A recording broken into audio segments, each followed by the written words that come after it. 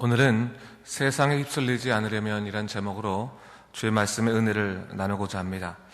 오늘 본문의 말씀은 여호수아가 길갈에서 영토 분배를 하다가 모든 일을 잠시 멈추고 실로로 그 근거지를 옮긴 후에 여호와를 위해서 회막을 세운 사건을 중심으로 하고 있습니다.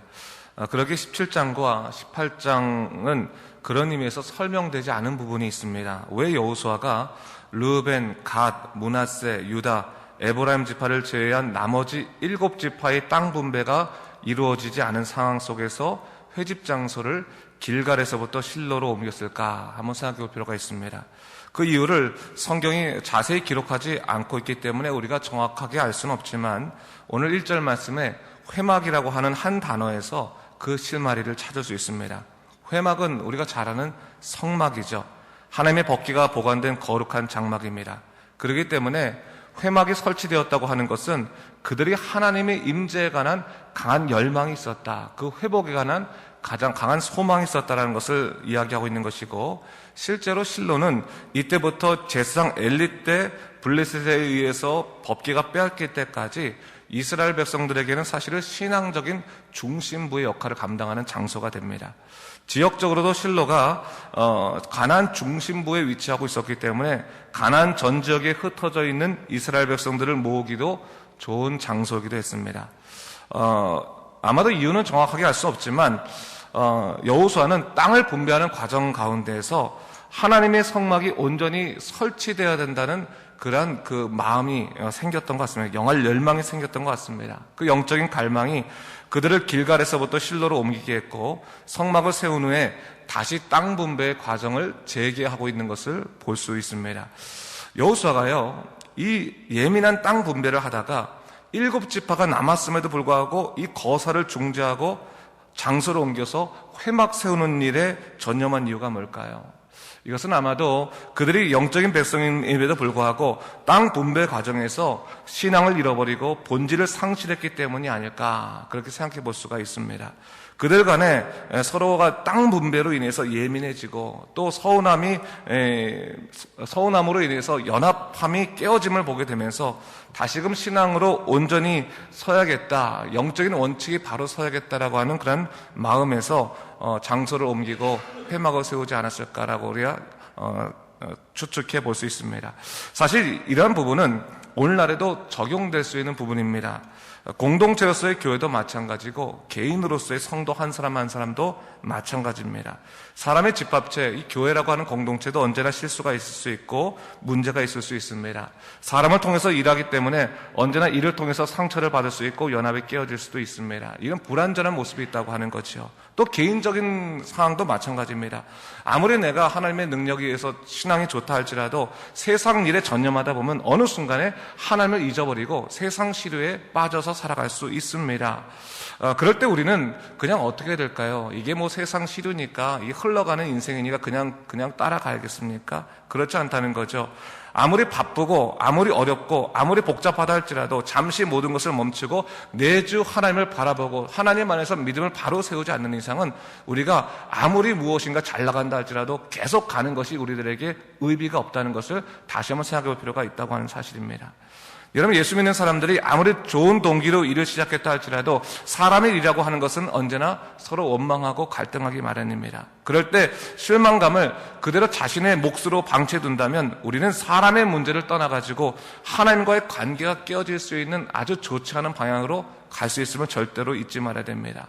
오늘 본문에서 여호수아가 땅 분배를 멈추고 실로로 장소를 옮겨서 우선적으로 회막을 세웠습니다.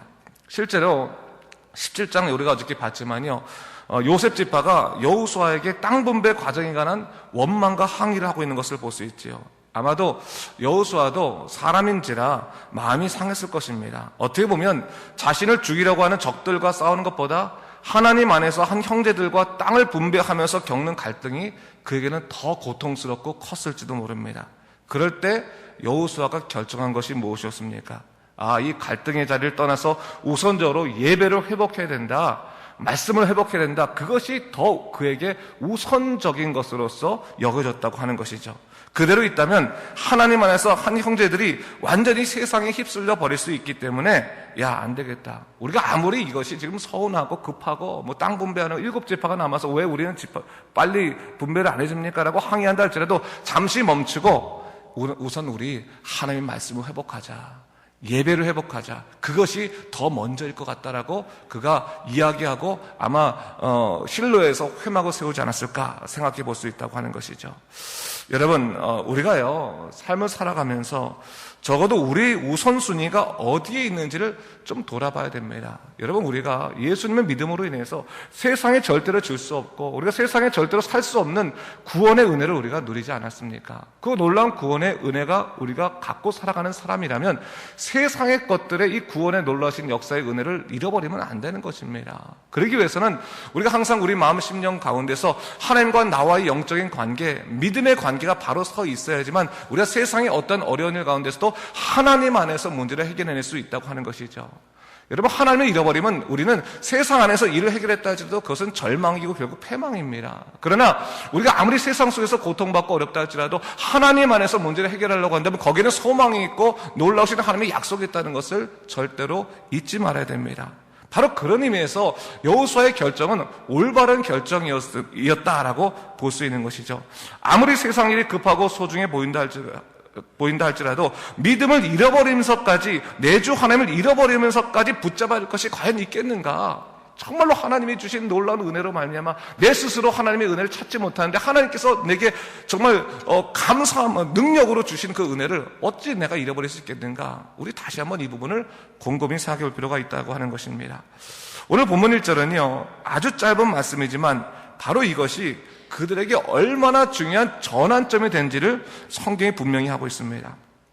오늘 2절 이하를 보니까요 여호수아가요 이전과는 완전히 다른 방식의 분배 과정을 행하고 있는 것을 볼 수 있어요. 7지파하고는 완전히 다릅니다. 그것은 뭡니까? 기업의 분배를 받지 못한 7지파에게 어떻게 말하냐면 너희가 각 지파당 3사람씩 선정해서 각 지역으로 나아가라. 그리고 땅을 한번 그려봐라. 우리가 7군데로 나눠보자. 그리고 한번 그려봐라. 그리고 그들이 여호수아의 말에 순종해서 가나안 땅을 두루다니며 그 지도를 그려왔고 그것을 중심으로 이제 다시금 제비를 뽑아서 땅을 분배하는 과정을 하게 됩니다. 그 전과는 다르죠. 그 전과는 달라요. 참 독특한 방법입니다.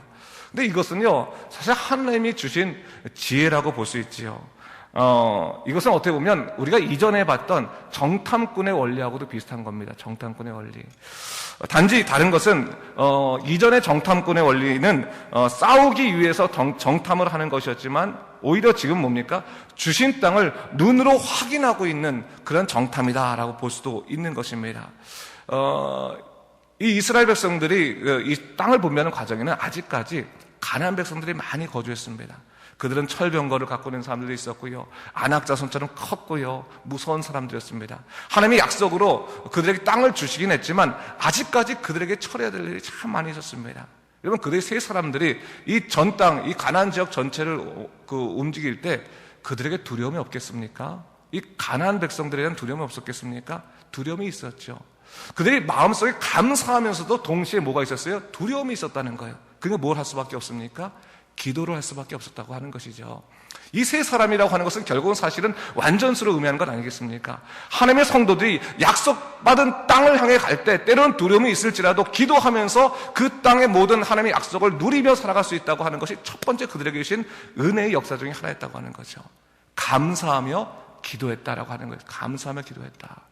여러분, 우리 하나님의 사람들, 하나님께서 이 땅을 우리에게 주셨습니다. 그렇지 않습니까? 그러나 우리의 욕망을 통해서 얻는 것이 아니라 하나님의 주신 은혜로 말미암아, 하나님의 주신 약속으로 말미암아 우리가 성실히 살아가지 않습니까? 그럴 때 우리에게 무엇이 있냐면 두려움이 있을 수 있다고 하는 것입니다. 우리 안에 하나님이 주신 감사함도 있지만 동시에 두려움이 있을 수 있어요. 그때 우리가 기도하면서 하나님, 우리의 삶을 지켜주시옵소서. 당신이 인도하신 그 삶 가운데서는 분명히 선하고 정직한 것만 있습니다라는 그 믿음의 고백 가운데 우리가 살아가게 된다면 하나님의 주신 땅은 우리에게 반드시 놀라운 은혜의 역사로서 우리에게 주어질 것이라는 사실을 절대로 잊지 말아야 된다는 거죠. 바로 첫 번째로 바로 그들이 세 사람이 다니면서 그 은혜를 누렸다는 거죠. 또한 뭐가 있었습니까? 이들은 아울러 열심히 땅을 그려왔습니다. 7분을 열심히 땅을 나름대로 지도를 그려왔지만 자기가 이렇게 그려오고 또 자기가 생각한 그 땅이 그들의 땅은 아니었다고 하는 거예요. 자기가 맡은 부분을 가서 열심히 그 땅을 세밀하게 조사해서 지도를 그려왔지만 그 땅은 다시 내어놓고 제비를 뽑아서 그들이 얻어야 될 땅이었다는 거죠. 이 말이 뭡니까? 그들은 책임과 동시에 순종을 감당해야 되는 그러한 그것을 그들이 이 과정을 통해 배우게 했다는 것입니다. 여러분 보세요. 책임 있게 그 땅을 다 그려와야 되는 거예요. 왜? 하나님의 명령이니까 다 그려왔습니다. 보니까 야 너무 아름답다, 야 좋다, 이 땅은 내가 가졌으면 좋겠다. 왜? 내가 밟았던 땅이니까 내 땅이었으면 좋겠다라고 생각하지 않겠습니까? 그런데 하나님께서는 어떻게 하시는 거예요? 그런데 너희가 다 조사한 땅을 내놔라. 그리고 제비를 뽑고 너에게 주어진 땅을 너희 땅으로 가져라 라고 말씀하시는 거예요. 여러분 오늘날 우리도 마찬가지죠. 이 세상 속에서 또한 우리가 교회 활동도 마찬가지고 어떠한 일 가운데서 우리가 책임 있게 모든 일을 감당해야 됩니다. 근데 책임 있게 감당했기 때문에 그것이 내가 칭찬을 받아야 되고 내 영광이 되어야 한다면 여러분 그것은 하나님의 사람으로 마땅하지 않은 것입니다. 아무리 열심히 책임 있게 감당한다 할지라도 이것은 하나님의 것이기 때문에 하나님에게만 영광을 돌려야 되는 것입니다. 그렇다면 책임 있는 우리의 삶과 더불어서 하나님의 말씀에 순복하는 순종의 삶도 우리 안에 동시에 있어야 되는 것입니다. 바로 그것을 그들이 배웠다는 거예요. 여러분 보세요. 이 세 사람은 결국 각 지파를 대표하는 사람 아니었습니까? 왜 이스라엘 백성들이 땅의 문제 갖고 싸웠겠습니까? 그들이 싸워보니까 야 내가 공이 크니 그 땅은 내 땅이다, 내 영광이다라고 말했기 때문에 서로 싸운 것 아니겠습니까? 서로 다툰 것 아니겠습니까? 그러나 하나님께서 뭡니까? 너희가 열심히 책임을 다해서 싸워서 얻은 땅이라 할지라도 그 땅은 하나님께서 너에게 은혜로 주신 땅이기 때문에 하나님의 은혜 가운데서 너희가 욕심 부리지 않고 주어진 것에 만족하라 라고 하는, 하나님의 말씀에 순종하라 라고 하는 그런 순종의 원리가 그 안에 있었다는 것을 성경은 우리에게 가르쳐주고 있는 것입니다. 여러분 우리가 최선을 다해 인생 살아가지만 하나님의 뜻이 우리한테 딱 있을 때는 그 뜻 앞에서 자기 뜻을 내려놓을 수 있어야 되는 거예요. 하나님, 저는 하나님의 사람으로 하나님의 뜻대로 살겠습니다. 우리의 감정의 때로는 막 왔다 갔다 한다 할지라도 하나님의 뜻 앞에서는 내 감정도 내려놓을 수 있어야 되는 것입니다. 왜? 더 놀라운 역사를 행하시는 하나님의 능력들이 있기 때문에 우리는 하나님의 능력을 기대하면서 우리 자신을 주장하지 아니하는 것, 그것도 하나님이 우리를 인도하시는 훈련 과정이다라는 것을 절대로 잊지 말아야 된다는 거죠. 마지막으로 또 무엇이 있을까요? 그들은 이미 얻은 형제들의 땅을 탐내지 아니하고 자기에게 주어진 그 땅을 자족하는 마음으로 받아들이고 또 다른 형제들의 것을 인정하는 배려와 사랑을 동시에 가져야 했다고 하는 것이죠. 보세요 여러분, 그들이 나머지 7부분의 땅을 이렇게 나눠가지고 지도를 그려오지만 그들에게 있어서의 마음의 서운함은 뭘까요? 야, 내가 눈을 들어가지고 그 땅을 다 정찰해 왔는데, 정탐하고 다 또 살펴보고 돌아왔는데 이미 얻은 그 지파들의 땅보다 못하더라라고 한다면 어떤 마음이 들겠어요? 야, 뭐 너희들은 그냥 받고 우리 세 사람씩 가서 다 고생해서 다시 조사해오고 이거 안 되지, 다시 처음부터 다시 하자, 다시 나누자, 이렇게 말할 수도 있지 않았겠습니까? 근데 그러지 않았다는 거예요. 이미 얻었던 그 땅은 하나님이 이미 그들에게 주신 땅이니까 더 이상 그것을 넘보지 않았다는 거예요. 아무리 그 땅이 좋아 보인다 할지라도 그 땅은 하나님이 주신 땅이니까 남은 땅 가운데서 우리가 다시금 제비를 뽑아야 된다라고 하는 그런 자족하는 마음이 있었다고 하는 것이죠. 자족하는 마음. 여러분, 우리 믿음이 왜 흔들립니까? 자족하는 마음이 사라질 때 흔들리는 것입니다. 때때로 여러분, 아무리 믿음의 사람이라 할지라도 내가 열심히 일해가지고 얻은 그것들에 대해서 때로는 속상한 마음이 있고 또 내 것을 주장할 수 있는 마음들이 있을 수 있습니다. 근데 여러분, 때로 그러다 보면 믿음을 잃어버리면서까지 우리가 그 땅을 차지하게 될 때 얻을 수 있는 고통을 한번 생각해 보십시오. 그건 아니라는 거죠. 때로는 우리 삶 가운데 만족치 못한 일이 있다 할지라도 하나님의 놀라우신 큰 것을 더 얻기 위해서는 내 마음속에 자족하지 못하는 마음들을 내어버리고 하나님이 주신 것을 자족하는 마음을 가져야 되는 것이고, 또한 형제들에 대한 배려와 사랑을 통해서 정말로 내가 하나님의 커다란 하나님 나라 가운데 살아가는 믿음의 사람으로 우리가 살아가야 될 줄로 믿습니다. 여러분, 저는요, 오늘날 우리들에게 있어서 이스라엘 백성들에게 가나안 땅이 하나님 나라를 상징하는 것 아니겠습니까? 그렇죠? 근데 오늘날 우리는 어떤 땅이 하나님 나라를 상징하는 거겠습니까? 단순히 이 산티아고가 하나님의 땅이라고만 우리가 상징하겠습니까? 그렇진 않잖아요. 우리는 영원한 하나님 나라, 정말 우리가 하나님을 믿는 그 순간에 주어지는 영원한 하나님 나라가 우리에게 주어진 땅입니다. 그 땅을 우리가 가졌다가 할지인데 이 세상의 땅 때문에 영원한 하나님 나라의 그 놀라우신 능력의 땅들을 잃어버리면 안 되겠습니다. 우리가 예수 믿는 사람으로서 비록 믿음 지키기 힘들 때 참 많이 있습니다. 어려울 때 있고 그것 때문에 고통스러울 때 있겠지만 그러나 그럼에도 불구하고 믿음을 잃어버리면 아무것도 되지 않는다는 것을 우리가 절대로 잊지 않고 하나님, 내가 믿음은 잃어버리지 않게 하여 주시옵소서. 세상 다른 것 잃어버리더라도 믿음은 잃어버리지 않게 하여 주시옵소서. 이 믿음으로 천국 백성으로 살아갈 수 있도록 인도하여 주시옵소서. 기도하면서 우리가 하나님을 바라봐야겠습니다. 여러분, 가까운 것이 가장 중요한 것은 아닐 것입니다. 그렇죠? 눈에 보이는 것이 가장 소중한 것은 아닐 것입니다. 비록 가깝지 않고 눈에 보이지 않더라도 하나님 나라는 우리에게 가장 소중한 나라이고 그 나라 백성으로 살아가는 자부심이 우리가 이 땅에서 세상적으로 얻는 그러한 유익들보다 훨씬 더 크다는 것을 절대로 잊지 말아야겠습니다. 오늘 다시 한번 이 말씀을 바라보면서 하나님, 우리가 아무리 어렵더라도 세상의 시류에 휩쓸려 가지 않도록 인도하여 주시옵소서. 오직 예배자로 바로 서서 하나님 예배를 회복하고 믿음으로 살아가는 온전한 백성 되리라 기도하시면서 오늘도 하나님 백성으로 바로 서시는, 정말로 어떤 어려움이 있더라도 잠시 멈추고 예배를 회복하고 하나님의 능력을 누리는 여러분 되시기 주님의 이름으로 축원합니다. 기도하겠습니다.